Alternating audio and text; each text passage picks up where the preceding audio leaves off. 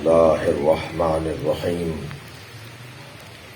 الحمد لله الذي لا يبلغ مدحته القائلون ولا يحصي نعماءه العادون ولا يعدي حقه المجتهدون الذي ليس لصفته حد محدود ولا نعت موجود ولا وقت معدود ولا أجل ممدود فطر الخلائق بقدرته ونشر الرياح برحمته والصلاة والسلام على الرسول المسدد المصطفى الأمجد المحمود الأحمد سيدنا ومولانا ومولى الكونين جد الحسن والحسين عاني أبا القاسم محمد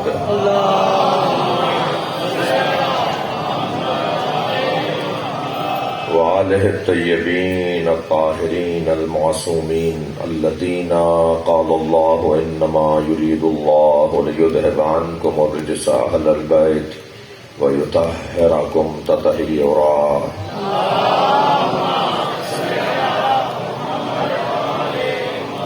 ولعنة الله على أعدائهم أجمعين من يوم عداوتهم إلى قيام يوم الدين أما بعد قال الحكيم في قرآن الكريم بسم الله الرحمن الرحيم فمن حاجك فيه من بعد ما جاءك من العلم فقل تعالوا ندعو أبناءنا وأبناءكم ونساءنا ونساءكم وأنفسنا وأنفسكم ثم نبتحل فنجعل لعنة الله على الكاذبين صلوات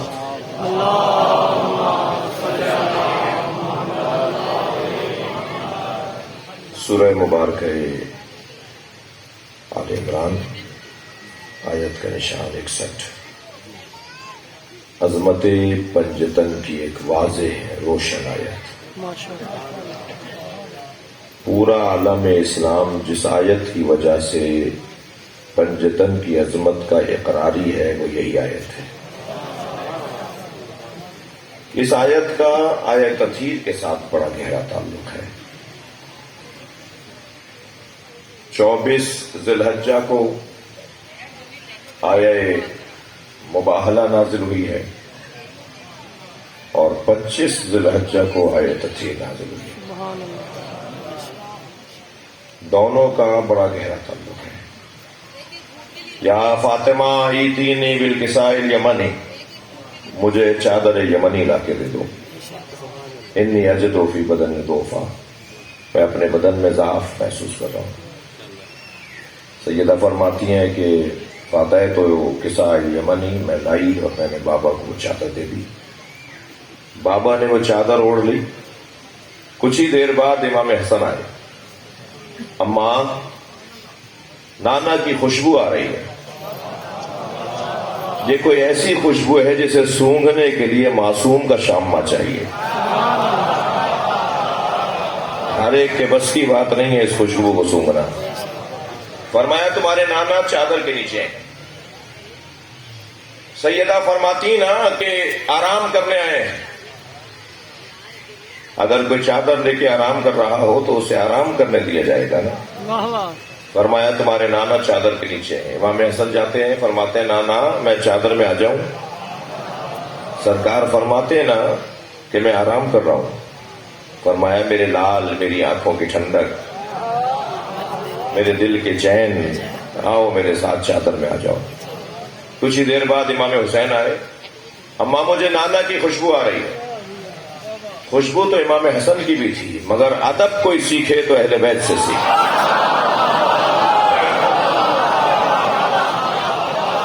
فرمایا تمہارے نانا تمہارے بھائی کے ساتھ چادر میں.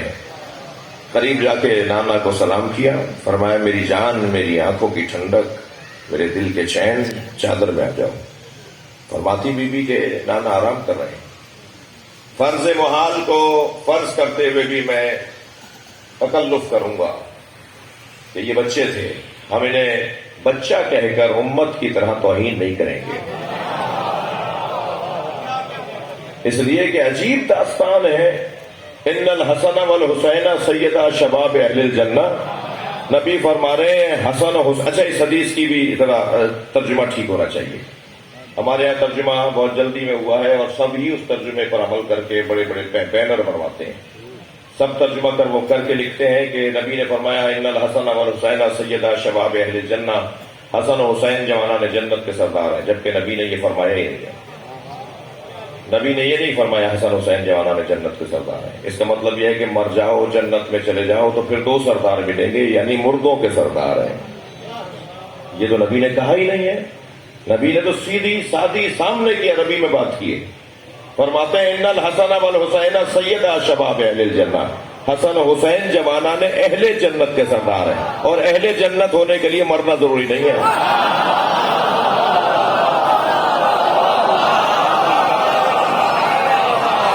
اسی دنیا میں اہل جنت ہو جاؤ تو دو سردار ہیں جنہیں حسنین کہتے ہیں. صلوات پڑھیں محمد و آل محمد.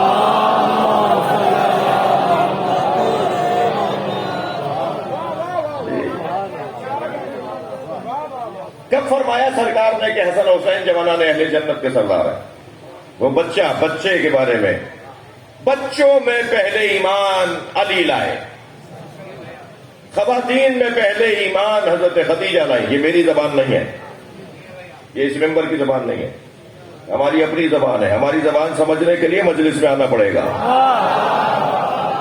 ہم جس گھڑے سے پانی پیتے ہیں اس گھڑے سے پانی پیو گے تو ذائقہ بنے گا. ہمارا ذوق علمی کچھ اور ہے، ہمارا ذوق عرفانی کچھ اور ہے. اس دروازے پر آنے والوں کا ذائقہ کچھ اور ہے.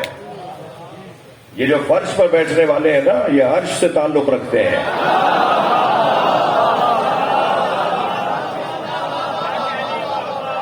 جو اس دروازے پر آ جاتا ہے اس کا ذوق کچھ اور ہے. عزیزوں، میں آپ سے گزارش کروں گا کہ اپنے ساتھ اپنے بھائی کو ضرور لایا کرو. میں جسے بھائی کہہ رہا ہوں آپ سمجھ رہے ہیں کسے کہہ رہا ہوں. اپنے ساتھ اپنے بھائی کو ضرور لایا کرو تاکہ آہستہ آہستہ ان کا ذائقہ بنے، ان کا ذوق بنے. اور الحمدللہ مجھے یہ اعزاز حاصل ہے. میرے بزرگ ذاکر ابھی مجھ سے پہلے دعا دے رہے تھے اور محبت فرما رہے تھے. میں ان کا ممنون اور متشکر ہوں. ان سے پہلے بھی جو میرے بھائی پڑھ رہے تھے وہ بھی بہت ہی مؤدب اور مہذب اور جیسے ذاکرین کو ہونا چاہیے ہمیں ہونا چاہیے، مائک پر آنے والوں کو جیسا ہونا چاہیے. اس لیے کہ ہم ترجمانی کر رہے ہوتے ہیں آپ لوگوں کی، ہم نوکری کر رہے ہوتے ہیں آپ لوگوں کی. میں اپنے آپ کے لیے کہہ رہا ہوں، اپنے لیے کہہ رہا ہوں کہ میں آپ کا ایک نوکر ہوں، مکتب اہل بیت کے ماننے والوں کا نوکر. یہ جو کپڑے پہنے بیٹھا ہوں یہ تکبر کرنے کے لیے نہیں ہے، یہ لباس متکبروں کا نہیں ہے، یہ لباس اہل بیت کے مکتب کے نوکروں کا ہے. ہمارا کام نوکری کرنا ہے. پولیس مین کا لباس دیکھ کر آپ پہچان لیتے ہیں نا کہ اس سے بات کیا کرنی ہے. جج کا لباس دیکھ کر آپ پہچان لیتے ہیں نا کہ اس سے بات کیا کرنی ہے. جی ڈاکٹر کا لباس دیکھ کر آپ سمجھ لیتے ہیں کہ اس سے بات کیا کرنی ہے. اسی طرح اس لباس والے کو دیکھ کر سب سمجھ لیتے ہیں کہ اس سے بات کیا کرنی ہے. الحمدللہ پوری دنیا میں گھوم رہا ہوں اور کہاں سے کہاں تک نہیں گئے، اور کوئی سفر ایسا نہیں ہوا جس میں کوئی برابر میں آ کے نہ بیٹھا ہو اور اس نے نہ پوچھا ہو کہ آپ شیعہ مولوی ہیں، آپ سے سوال کر لوں. تو میں پہلا جواب تو یہی دیتا ہوں کہ میں پہن کے ہی اس لیے پھر رہا ہوں کہ آپ سوال کر رہے ہیں. ہم ہمارے بارے میں خود سے فیصلے کرتے ہیں اور ہم سے نہیں پوچھتے. ہمارے بارے میں ہم سے پوچھو نا. ہم بھی عالی مدد بولتے ہیں تو دلیل بھی ہم دیں گے، ہم ماتم کرتے ہیں تو دلیل بھی ہم دیں گے، کالے کپڑے ہم پہنتے ہیں تو اس کے جواز پر، اس کے مستحب ہونے پر یا واجب ہونے پر دلیل ہم دیں گے. آپ تو وہ کام کر نہیں رہے تو آپ فیصلہ کیسے کر رہے ہیں؟ فیصلہ ہم کریں گے نا. روتے ہم ہیں تو دلیل بھی ہم دیں گے. ایک بہت بڑے مفتی شاہ صاحب، میں نے ایک بہت بڑے مفتی صاحب سے کہا کہ مفتی صاحب آپ اپنے دوستوں سے کہیے کہ ہمارے خلاف جو انہوں نے اسلحہ اٹھایا ہوا ہے وہ رکھ دیں، اس لیے کہ ہمیں مار کے انہیں نقصان ہو رہا ہے. اب سے 50 سال پہلے آسٹریلیا میں جلوس نہیں نکلتا تھا، اب سے 40 سال پہلے کینیڈا میں جلوس نہیں نکلتا تھا. تم نے پاکستان میں اتنا مارا ہم پوری دنیا میں پھیل گئے، تو ہمارا تو کوئی نقصان ہی نہیں ہوا. نقصان ان کا ہو رہا ہے جنہوں نے اسلحہ اٹھایا. اور الحمدللہ میرا ہمارا آپ کا تشیع کا دشمن پاکستان میں بے وقوف ہے. البتہ اس پہ بھی الحمدللہ ہے، مگر بہت زیادہ خوشی نہیں ہے مجھے. دشمن کو ہوشیار ہونا چاہیے، دشمنی کا مزہ ہے نا.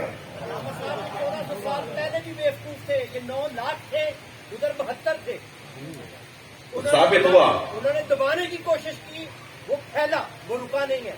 دشمن بے وقوف ہے، اس کی دلیل دوں. بالکل بیوقوف. دشمن بے وقوف ہے اور دلیل اس کی یہ ہے کہ وہ ہمیں مار کر مسترب ہے، ہم مر کے مطمئن ہیں. لبیک یا حسین،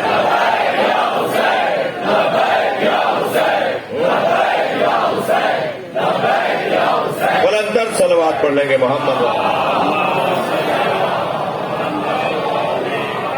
الحمدللہ ہمیں کوئی پریشانی نہیں ہے. ہمارا دشمن کہیں منہ چھپائے بیٹھا ہے، ہم تو آج بھی چوک پہ مجلس کر رہے ہیں. پرامن قوم، رونے والی قوم، جنہیں رونے کی مشق کروائی جاتی ہو، جنہیں رونے کی تمرین اور مشق کروائی جاتی ہو، اور جو قوم رونے کی مشق کرتی ہے وہ کسی کو رلاتی نہیں ہے. سب سے پرامن ترین قوم ثابت ہوئی ہے حسین کے اعتراض. یہ میں نہیں کہہ رہا، آپ جا کے سائٹس کے اوپر جا کر وزٹ کیجئے. جو غیر مسلم کہہ رہے ہیں، جو غیر مسلموں نے مسلمانوں پہ تبصرے کیے ہوئے ہیں، ان پہ بہت واضح طور پہ ہمارے بارے میں بہت کچھ لکھا ہوا ہے. میں خود ایک جگہ سے گزر رہا تھا، ایک ایئرپورٹ پہ اترا، اسی ہولیے میں تھا جیسے میں نے آپ سے بھی کہا. چند انگریز سامنے سے گزرے، کہنے لگے یہ کیا پہنا ہوا ہے آپ نے، بڑا اچھا لگ رہا ہے. یہ لباس جو آپ نے پہنا ہوا ہے، یہ آپ کا ہولیہ بڑا اچھا ہے. کیا پہنا ہوا ہے یہ، کون ہے آپ؟ میں نے کہا مسلم اسکالرس اس لباس کو پہنتے ہیں. تو خاتون تھی، انگریز تھی، کہنے لگی کہ مسلم اسکالرس میں سے ہیں، تو بتائیے پروفٹ محمد کے گھر والوں کو مانتے ہیں یا دوستوں کو؟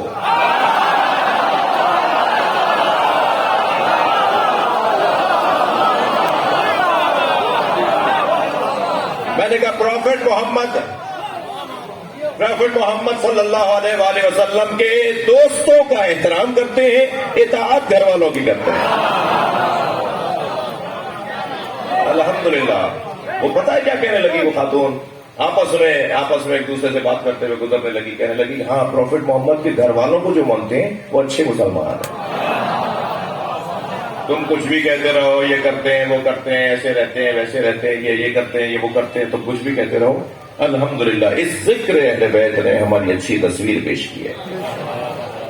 اور یہی میں بچوں اور جوانوں سے کہوں گا، تمہاری ہماری ہم سب کی ایک ہی کوشش ہونی چاہیے کہ ہم مکتب کی اچھی تصویر پیش کریں.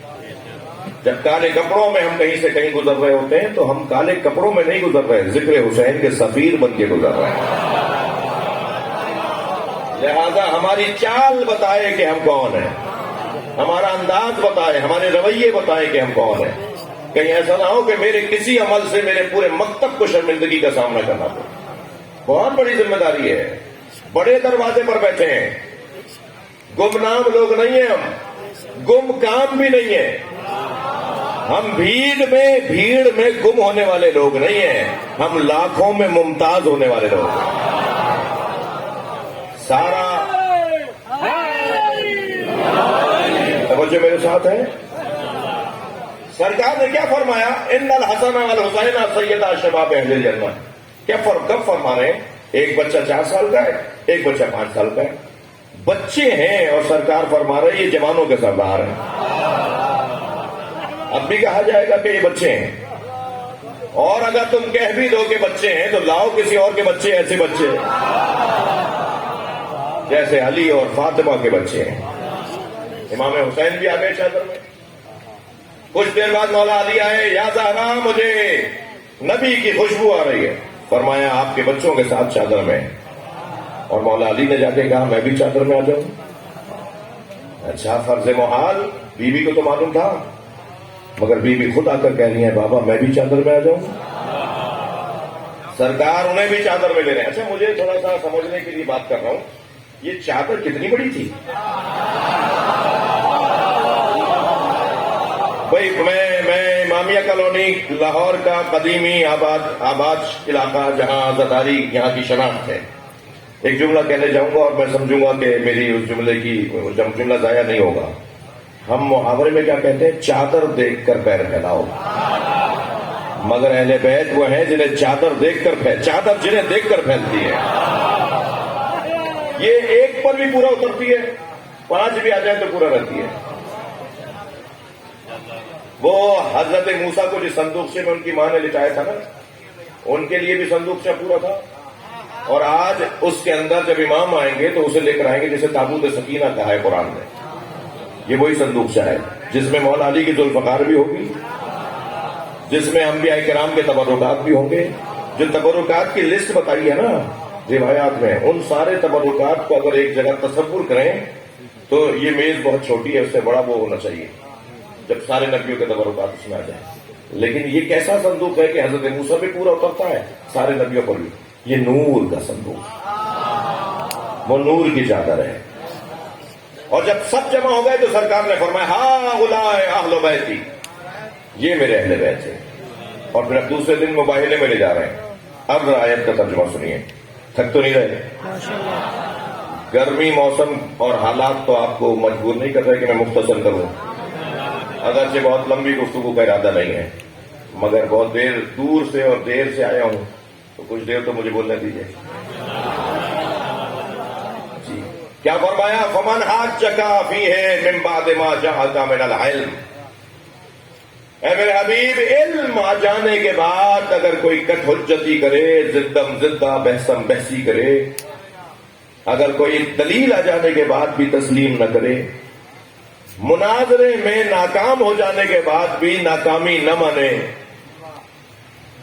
سندھ میں ایک صاحب تھے جو پلاٹ کے جھگڑے میں مارے گئے اور قبضے کی زمین پہ دفنائے گئے۔ وہ کہتے تھے اپنی تقریروں میں کہ میں جلوس بند کرواؤں گا پاکستان سے۔ آج انہیں منو مٹی کے نیچے کیڑے کھا رہے ہیں، مگر جلوس تو زیادہ ہو گئے ہیں، بڑھتے جا رہے ہیں۔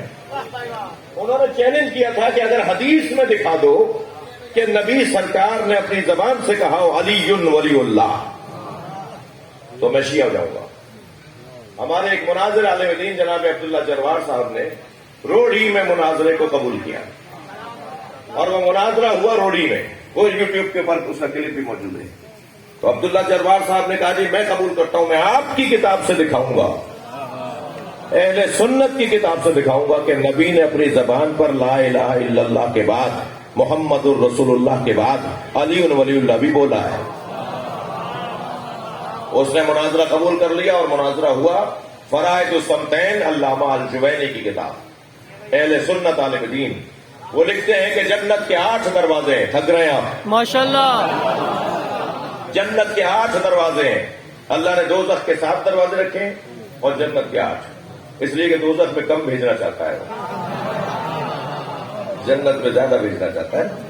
8 دروازے ہیں جنت کے، 8 دروازوں پر لکھا ہوا ہے لا الہ الا اللہ محمد الرسول اللہ علی ولی اللہ۔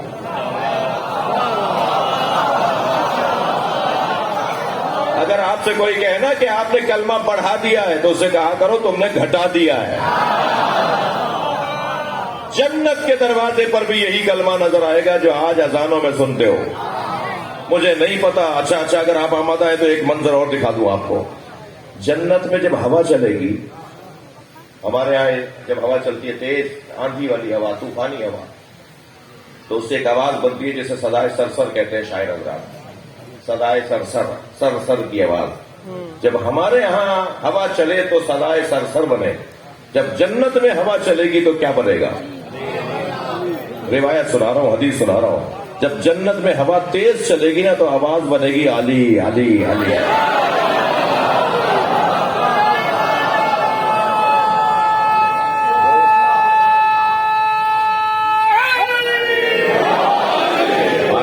ماشاءاللہ، آپ توجہ ہے آپ کی۔ جنت کے دروازے پر سرخ یاقوت کی کنڈی لٹکی ہوئی ہے۔ سنا دوں حدیث؟ مولا علی کا ذکر سن کے آپ سب کے چہرے کھل گئے ہیں جو آپ کی ولادت کی طہارت بتا رہے ہیں۔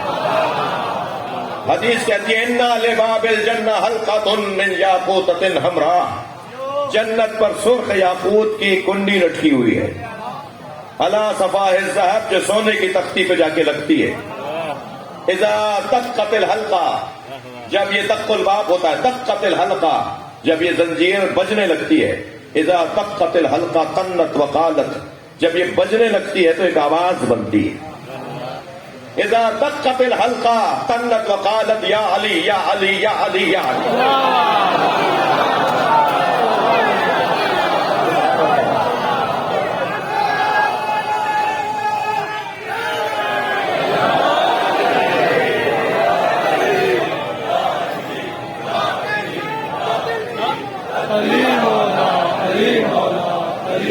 اچھا کوئی ایک مل کر نعرہ لگا دینا.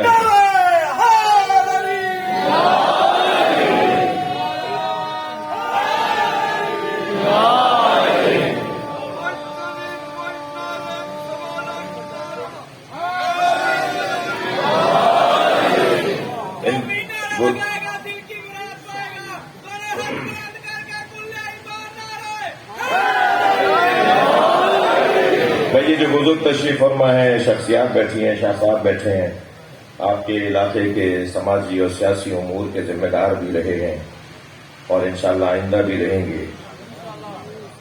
بھائی بول دیجئے انشاءاللہ. صلوات پڑھ لیں ذرا محمد و آل محمد. اس سے بہتر صلوات پڑھ دیجئے.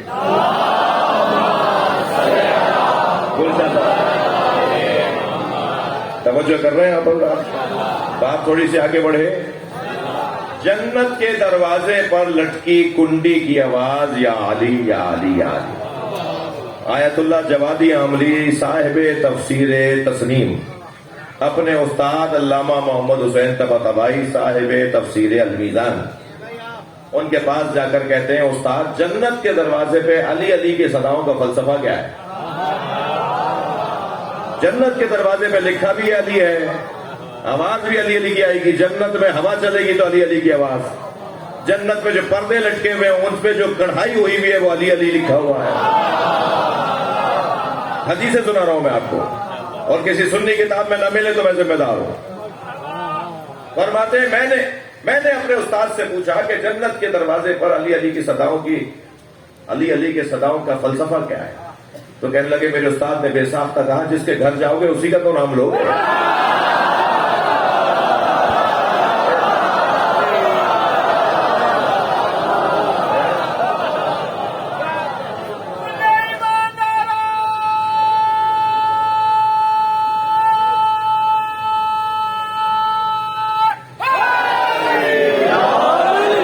توجہ کر لیا آپ نے. مباہلہ کا میدان ہے، سرکار دلیل آ جانے کے بعد بھی نہ ماننے والوں سے مباہلہ کریں گے. جب دلیل آ جانے کے بعد کوئی بات نہ مانے تو پھر مناظرہ ختم، پھر مباہلہ ہوگا. اور مباہلہ کا مطلب یہ ہے کہ اللہ سے کہیں گے کہ تو ثابت کر کہ سچا کون ہے، پھر اللہ ثابت کرے گا کہ سچا کون ہے. جنگ صفین میں بھی مولا نے جب مالک اشتر کو بھیجا نا، تو مالک اشتر نے کہا تھا کہ مالک اشتر سے کہا کہ علی سے کہیں کہ ہم سے بات کریں. مولا نے فرمایا کہ اگر تم جنگ ختم کر دو تو بہتر ہے، مباہلہ کر لیتے ہیں. تو وہاں بیٹھے ہوئے کچھ لوگوں نے کہا یا علی نبی کی جگہ کون جائے گا، اور آپ کی جگہ کون آئے گا، اور سیدہ کی جگہ کون آئے گا، اور حسنین کی جگہ کون آئے گا. تو یہ لمبی داستان ہے، مگر میں جو اس وقت جملہ میں آپ کو عطیہ کرنا چاہ رہا ہوں. مولا نے فرمایا میری جگہ مالک جائے گا.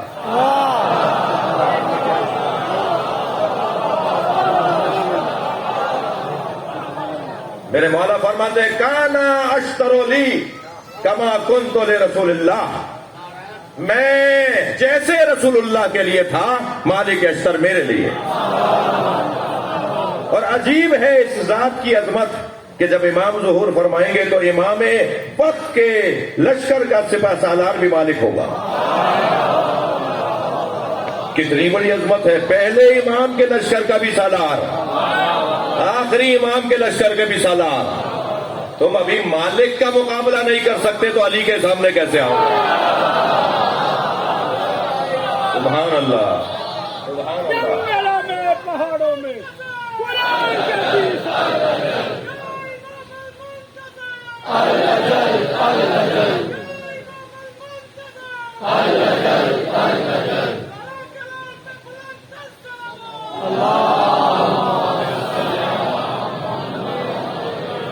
علم آ جانے کے بعد پہاڑوں میں قرآن کے 30 سپاروں میں مل کے بولو زور سے بولو. جو بھی نعرہ لگائے گا نجف اشرف جائے گا. 5 نعرے 5 تلی ایٹم بم نعرہ.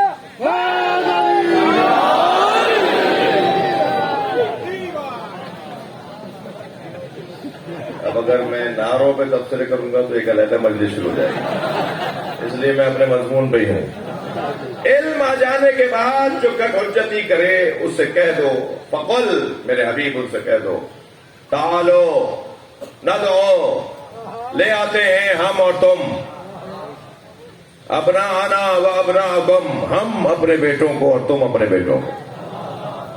ترتیب دیکھ رہے ہیں آیت کی؟ یہ نہیں فرمایا ابناءکم و ابناءنا، تم اپنے بیٹے لے آؤ ہم اپنے بیٹے لائیں. وہ سچا ہی نہیں ہوتا جو اپنے بچوں کو پہلے پیش نہ کرے. تم اپنے بیٹے لے آؤ ہم اپنے، یہ نہیں کہا سکتا ہم اپنے بیٹے لاتے ہیں. یہ ہمارا پہل کرنا بتا رہا ہے کہ ہم سچے ہیں.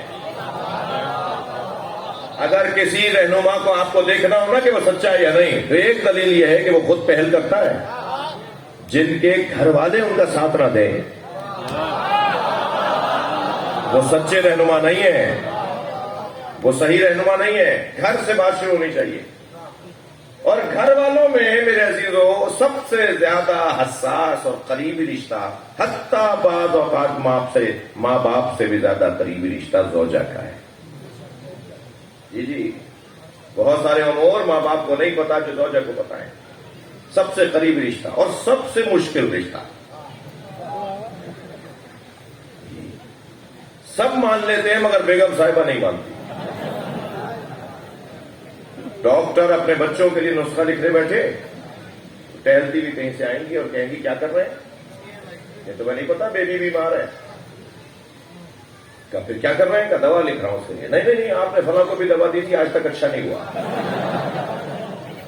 بیگم صاحبہ ڈاکٹر کی ڈاکٹر کو نہیں مانتی. انجینئر صاحب اپنے ہی پلاٹ پہ لکیریں کھینچنے بیٹھے زمین پلاٹ کے نقشہ بنانے کے لیے. کئی کیا کر رہے ہیں کہ اپنا پلاٹ بنانا جا رہا ہوں، نقشہ بنا رہا ہوں اور اس کا حساب کتاب نکال رہا ہوں. چلے نہیں آپ نے ان کا گھر بھی بنایا تھا وہ بھی ٹیڑھا لگتا ہے. جی ایک سنیاسی بابا گھر میں آیا، کہنے لگا آج تم نے دیکھا ایک آدمی اڑتا ہوا جا رہا تھا. کہلے ہاں آپ بڑی بڑی باتیں کرتے ہیں، ایسا کر کے دکھائے نا. کہلے وہ ہم ہی تو تھے. کہنے لگی کہ اچھا آپ تھے، وہ پیر کیوں لٹکا ہوا تھا آپ کا؟ وہ عیب نکال دیا اس نے. اچھا حال کچھ ہمارا بھی کم نہیں ہے، ہم مولویوں کا بھی کچھ ایسا ہی حال ہے. بڑی اچھی مجلس پڑی، لوگوں نے کہا جی ہمیں فلاں تاریخ دے دیجیے اور فلاں مجلس ہمارے یہاں پڑھ دیجیے. ہم نے کہا جی بڑی کامیاب مجلس رہی. بیگم صاحبہ بھی فرض کیجئے کہ مجلس میں تھیں، البتہ لاہور میں میرا کوئی ایسا تعلق نہیں ہے. تو وہ مجلس کے بعد ہم آگے پیچھے گھومتے رہے کہ بھئی کبھی تو بولیں گی، مگر وہ تو بول کے ہی نہیں دے رہی تھی. ہم نے کہا آج مجلس میں تھی آپ؟ کہنے ہاں میں آ گئی تھی، مجھے پرسیہ ہو رہا تھا. تو ہماری مجلس سنی؟ ہاں سنی. کیسی رہی؟ کہنے تعریف وہ کرے جو آپ کو جانتا نہ ہو. تو حال تو ہمارا بھی ایسے ہی ہے. بڑے بڑے لوگوں کی بیگمات ایسے ہی ہیں.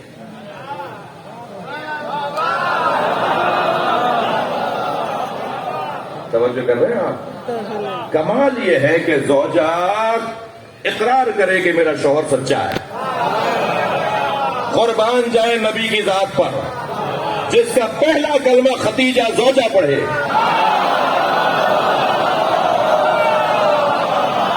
صلوات پڑھے بی بی کی ذات پر.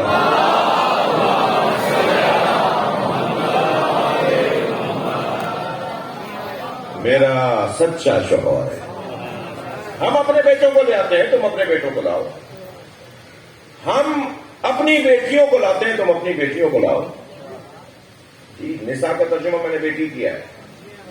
ہاں مجلس کے بعد کوئی طالب علم روک سکتا ہے کہ مولانا سورہ نساء ہم پڑھ چکے ہیں، سورہ نساء بیٹیوں والا سورہ نہیں ہے، عورتوں والا سورہ ہے. اور آپ نے یہاں ترجمہ کیا ہے کہ ہم اپنی بیٹیاں لے آتے ہیں، تم اپنی بیٹیاں لے آؤ. تو آپ کہتے ہیں نا کہ ہم اپنی عورتیں لے آتے ہیں، تم اپنی عورتیں لاؤ. تو میں اسے جواب دوں گا کہ بھائی قرآن مجید میں ایک جگہ ترجمہ ایسا نہیں ہوا ہے. جہاں کہیں رجال کے ساتھ نساء آئے تو وہاں عورت ترجمہ ہوگا. اور جہاں کہیں ابن کے ساتھ نساء آئے تو وہاں بیٹی ترجمہ ہوگا. یذبحون ابناءکم ویستحیون نساءکم. وہ جو قبطی تھے، وہ جو قبطی اور قبطی جو تھے، وہ یذبحون ابناءکم، وہ تمہارے بیٹوں کو ذبح کرتے تھے. وَيَسْتَحْيُونَ نِسَاءَكُمْ، تو سب نے ترجمہ کیا ہے کہ بیٹیوں کو چھوڑ دیتے تھے. کسی نے ترجمہ نہیں کیا کہ بیٹوں کو ذبح کرتے تھے، عورتوں کو چھوڑ دیتے تھے. سب نے ترجمہ کیا کیونکہ ابن کے ساتھ نساء ہے. سب سنی شیعہ نے ترجمہ کیا ہے کہ ابن کے ساتھ نساء آئے تو بیٹی ترجمہ ہوگا. یہاں وہ تو ترجمہ کر ہی نہیں رہے بیٹی، آپ کیسے ہاتھ اٹھائیں گے؟ نبی فرما رہے ہیں ہم اپنی بیٹیوں کو لاتے ہیں، تم اپنی بیٹیوں کو لاؤ. مت پڑھو میرے عزیزو اس بحث کے اندر کہ 4 تھی یا 1. نہ جاؤ اس بحث کے اندر کہ 4 بیٹیاں تھی 1. سیدھی سیدھی بات کرو، مباہلے میں کون آیا؟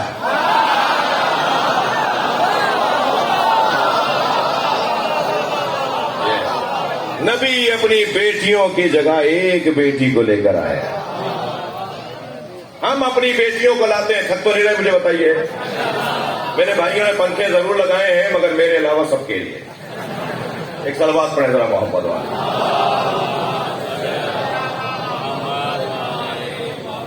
اب نہیں کیجیے گا، اب نہیں کیجیے گا، ایسے ہی رہنے دیجیے. توجہ ہے، ماشاءاللہ. بات آگے بڑھے. بھائی میرا یہ مطلب نہیں تھا کہ ابھی آپ ایکشن لے لیں، بات میری ضائع نہ ہو. ہم اپنی بیٹیاں لاتے ہیں، تم اپنی بیٹیاں لاؤ. پھر کیا فرمایا؟ وَأَنفُسَنَا وَأَنفُسَكُمْ. ترجمہ کیا گیا ہے سب نے؟ ہم اپنے نفسوں کو لاتے ہیں، تم اپنے نفسوں کو لاؤ. خدا کے واسطے ترجمہ تو کرو. یہ عربی کے لفظ نفس کے اوپر تم نے واو اور نون غنہ لگا دیا جمع کا. ہم اپنے نفسوں کو لاتے ہیں، تم اپنے نفسوں کو لاؤ. نفس کا ترجمہ تو کریں. واو اور نون غنہ سے تو جمع بن گئی، تو جمع بن گئی مگر ترجمہ تو نہیں ہوا.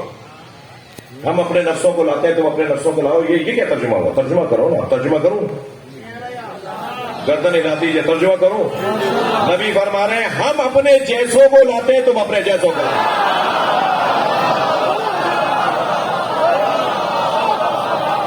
امت کا ایک بہت بڑا طبقہ ہے جسے شوق ہے کہ کہے نبی ہم جیسے. ذرا انہیں جا کے خبر کر دو، تم کہتے رہو کہ نبی ہم جیسے. اللہ نے صرف نبی جیسا علی کو کہا ہے. اگر کوئی نبی جیسا ہے تو وہ علی ہے.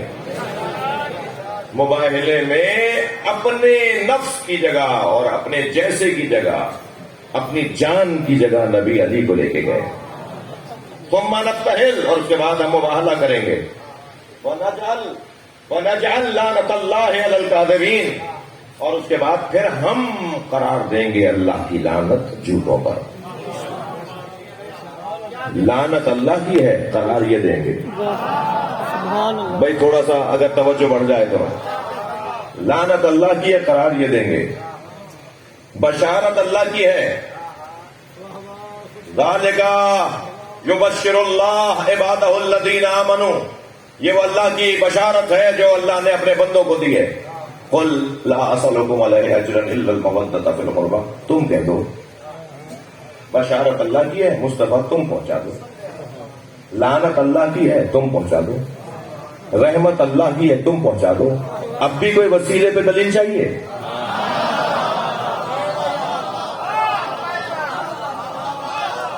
العلم للہ، علم اللہ کا ہے، ملتا مصطفیٰ سے.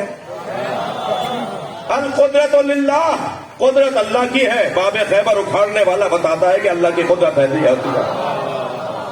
الغیب للہ، غیب اللہ کے لیے، مگر یہ غیب کی خبریں دیتے ہیں. ذالک انباء الغیب نوحیہ الیک، اے میرے حبیب یہ ساری غیب کی خبریں ہم نے تمہیں بتا دی. غیب اللہ کے لیے آتا ہے، ان کے ذریعے سے پتہ ان کے ذریعے چلتا ہے. غیب کے بارے میں ساری چیزیں اللہ کی ہیں، آتی ہیں ان کے ذریعے سے. اسی کو تو وسیلہ کہتے ہیں. لفظ وسیلہ قرآن میں 2 جگہ آیا ہے، مگر مفہوم وسیلہ قرآن میں 100 جگہ آیا ہے. بغیر وسیلے کے عقیدہ اسلامی مکمل ہی نہیں ہوتا.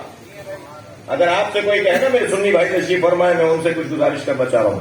آپ سے اگر کوئی کہے نا کہ ہمیں ڈائریکٹ اللہ سے بات کرنی چاہیے، تو ان سے پہلا جواب تو آپ یہ دیا کریں کہ اپنا چہرہ ذرا آئینے میں جا کے دیکھو. تم اس قابل بھی ہو کہ ڈائریکٹ اللہ سے بات کرو؟ تمہاری مجال ہے. جب جبریل امین کہیں رک کر کہیں کہ ایک قدم بھی بڑھوں گا تو جل جاؤں گا، مسلمان کہہ رہا ہے کہ میں ڈائریکٹ بات کروں گا. وسیلے کے بغیر ہمارا گزارا نہیں ہے. جو ڈائریکٹ تھے نا اللہ سے، تھکے نہیں ہیں تو میں جملہ کہہ رہا ہوں، جو اللہ سے ڈائریکٹ تھے نا وہ بات کرتے ہیں اللہ سے تو وسیلے سے بات کرتے ہیں. عبداللہ ابن مسعود آ گئے، یا رسول اللہ مجھے راز عطا کرے، راز. فرمایا حجرے میں چلے جاؤ. حجرے میں جو گئے تو کیا دیکھا؟ سجدے کی حالت میں علی. تھک گیا، سجدے کی حالت میں میرے مولا علی ہیں. کیا سن رہے ہیں؟ مولا علی سجدے میں کہہ رہے ہیں اللہم اغفر للخاطئین من شیعتی بحق محمد. یا اللہ میرے گناہگار شیعوں کو محمد کے صدقے معاف کر دے. عبداللہ ابن مسعود کہتے ہیں میں باہر نکلا، یہ علی کی مناجات سن کے، علی اللہ سے بات کر رہے ہیں نبی کا وسیلہ. میں باہر نکلا تو میں نے کیا دیکھا کہ نبی رکوع میں ہے اور حالت رکوع میں مناجات پڑھ رہے ہیں، اور جملہ یہ ہے اللہم اغفر للخاطئین من امتی بحق علی. یا اللہ میری امت کے گناہگاروں کو علی کے صدقے معاف کر دے.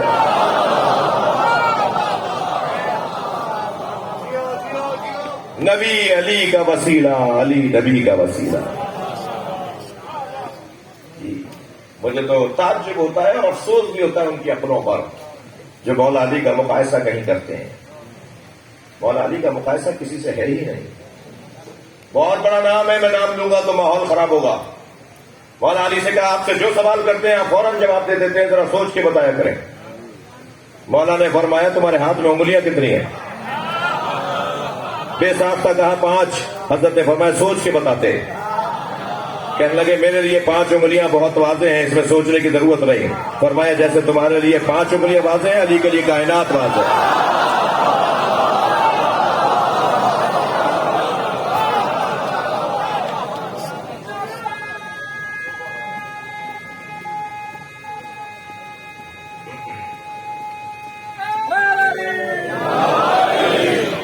نبی مباہلے میں لے کر گئے پنجتن کو.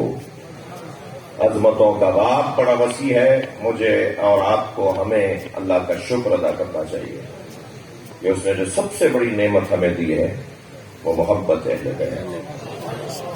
اور اس محبت میں روز بروز اضافہ ہونا چاہیے. اہتمام، اس محبت میں شدت آنی چاہیے. بات اور بڑھنی چاہیے یہاں تک کہ امام کا ظہور ہو جائے، پھر ان کے ساتھ مل کر مولا حسین کا ذکر سنیں گے.